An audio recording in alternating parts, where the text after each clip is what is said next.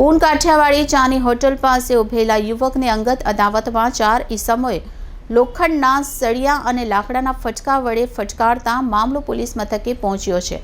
હાલ યુવક હોસ્પિટલમાં સારવાર લઈ રહ્યો છે. પોલીસ પાસેથી મળતી વિગત મુજબ ગઈ તારીખ 25 ફેબ્રુઆરીના રોજ રાત્રિના આશરે 8:30 વાગ્યાના અરસામાં ફરિયાદી યુવક ઊન કાઠિયાવાડી ચાયની હોટલ પર બેઠો હતો.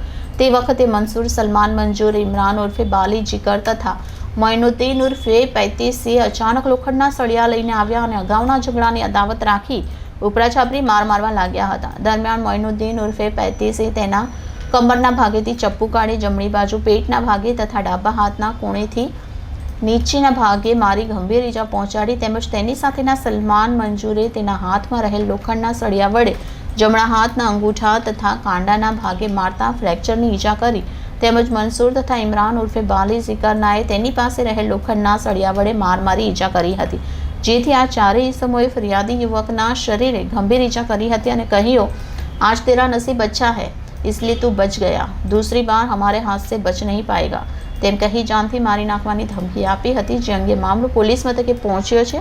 હાલ યુવક હોસ્પિટલમાં સારવાર લઈ રહ્યો છે.